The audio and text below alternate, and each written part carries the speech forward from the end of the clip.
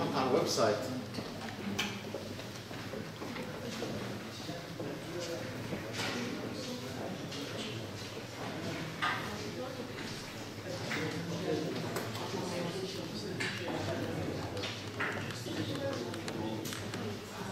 Öncelikle hepinize hoş geldiniz diyorum.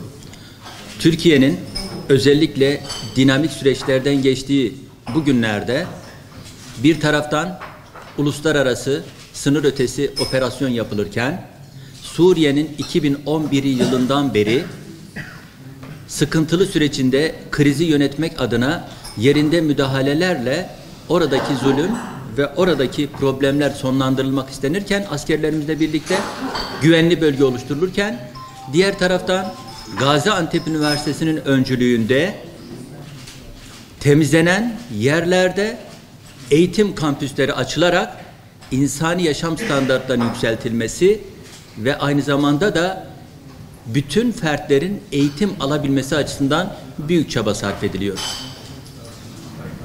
Özellikle terörden temizlenen yerlerde, güvenli bölgelerde birçok devlet kurumu oluştu orada ve bu oluşan kurumların üzerine nihayetinde de dün sizlerin de bildiği gibi yerinde gidip Elbap'ta, Azez'de ve Afrin'de fakültelerin açılışını yaptık ve dün itibariyle bütün 3 tane fakültemiz o bölgede eğitime başladılar.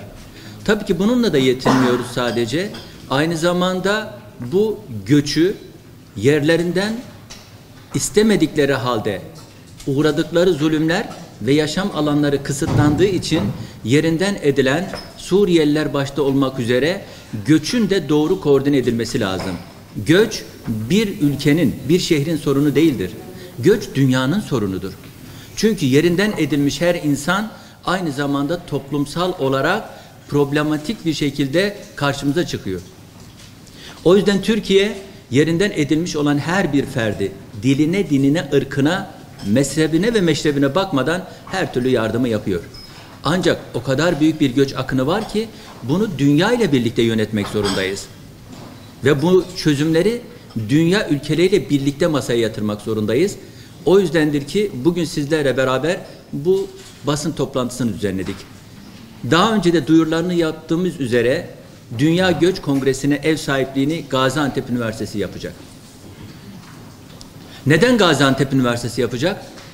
Çünkü 2011 yılından beri yaklaşık olarak 13 milyon yerinden edilmiş iç ve dış göçlerle birlikte Türkiye'ye 4 milyona yakın Suriyeli misafirlerimiz geldi ve 8 yıldır onlarla birlikte yaşıyoruz. Ama aynı zamanda dünyaya yayılan Lübnan ve Libya, Ürdün olmak üzere çok sayıda Suriyeli oralarda yerleşti. Biz istiyoruz ki doğru yönetelim ve yıllar sonra Suriye krizinde geriye kalan insan dramlarını minimize edelim. Peki hala bu konuda en fazla inisiyatifi alan hangi ülkeydi? Türkiye. Türkiye'de en fazla inisiyatifi alan hangi şehirdi? Gaziantep'ti. Görünürde İstanbul şehrinde biraz da daha fazla Suriyeli görülmekle birlikte nüfusu oranladığınızda Gaziantep Üniversitesi ve Gaziantep şehrinde yaklaşık olarak %22'lik bir Suriyeli misafirimiz var. O yüzden Gaziantep önemli. Bir de Gaziantep tam sınırın kenarında ve sürekli dinamik olarak inisiyatif alan bir şehir. Peki bu arada Gaziantep Üniversitesi ne yapıyor?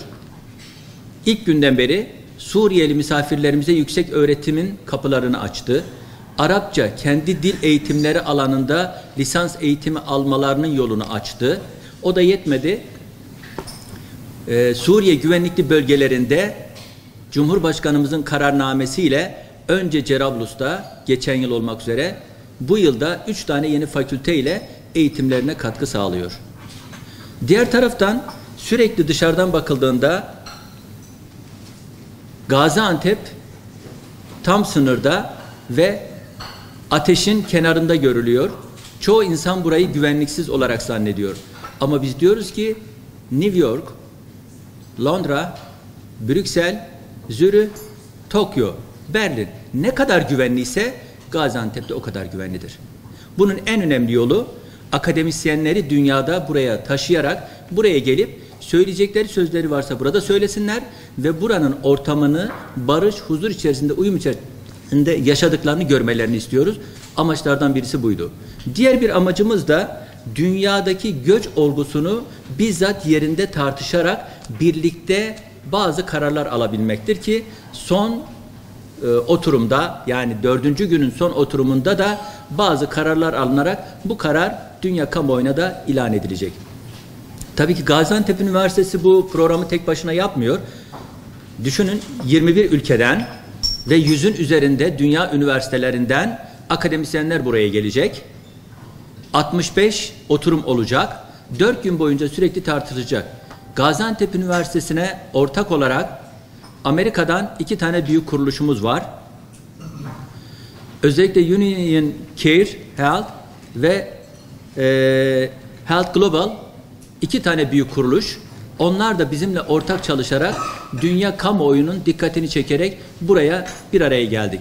Umuyoruz ki pazartesi sabah Sayın İçişleri Bakanımızın açılışıyla başlayacak konferansımız, büyük kongremiz amacına ulaşacaktır ve dünya kamuoyuna da önemli göçle ilgili mesajlar verecektir. Bu konuda hepiniz geldiğiniz için sizlere teşekkür ediyorum. Diğer taraftan sorularınızı almadan önce kongrenin diğer organizatörlerinden Amerika yerleşimcisi ve Amerika'da Global Health ve Union Care adına bizimle birlikte işbirliği yapan Adnan Hammad Bey var. Kendisine sözü bırakıyorum.